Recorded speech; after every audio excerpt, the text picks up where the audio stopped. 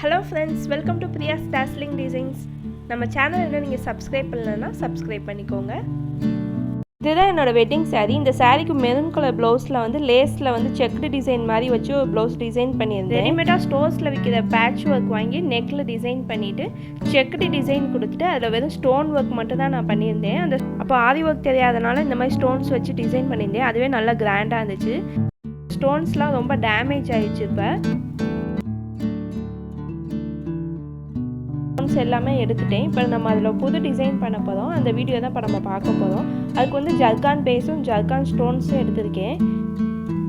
Already stones ஒட்டி பிரிச்சிருக்கிற தெரியாத அளவுக்கு நம்ம இப்போ டிசைன் பண்ண போகிறோம். அதுக்கு வந்து திலகம் ஷேப் மெரூன் கலர் ஸ்டோன்ஸ் எடுத்திருக்கேன். அது ஒரு லைன் கொடுத்துக்கலாம். அதே மெரூன் கலரில் ரவுண்ட் ஷேப் ஸ்டோன்ஸ் ஒரு லைனும் கொடுத்துக்கலாம். மாற்றி மாற்றி கொடுத்துக்கலாம். ரவுண்ட் ஸ்டோன் வந்து குட்டியான ஸ்டோன், அதனால தெரியல. டிசைன் முடிக்கும் போது உங்களுக்கு நல்லா தெரியும். இந்த ப்ளவுஸ் 3 டைம்ஸ் யூஸ் பண்ணியிருப்பேன். 2 டைம்ஸ் வந்து வாஷ் பண்ணியிருக்கேன். அப்போவே வந்து ஸ்டோன்ஸ் எல்லாம் வந்து டேமேஜ் ஆயிடுச்சு.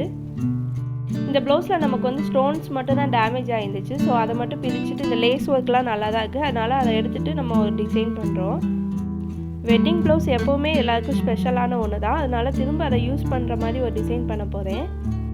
B7000ங்கிற க்ளூ அப்ளை பண்ணினா இந்த ஒர்க் ஃபுல்லாகவே நம்ம பண்ண போகிறோம். இந்த ஸ்லீவ்ஸில் அடியில் வந்துருக்கிறது வந்து நமக்கு ரெடிமேட் பேட்ச் ஒர்க் வாங்கி பேக் நெக் டிசைன் பண்ணேன்னு சொன்னேன்ல, அதுலேயே வந்த ஸ்லீவ்ஸ்க்குள்ளது தான். அதுக்கு மேலேயே ஜர்கான் பேஸ் வந்து நம்ம ஃபிக்ஸ் பண்ணிக்கலாம். திலகம் ஸ்டோனு, ரவுண்ட் ஸ்டோனு எல்லாத்தையும் சுற்றியும் நம்ம அந்த ஜர்கான் பேஸ் வந்து ஃபிக்ஸ் பண்ணிக்கலாம். இந்த செக்கரில் வர 4 கார்னர்லையும் 4 ஜர்கான் பேஸ் வந்து நம்ம ஒட்டிக்கலாம்.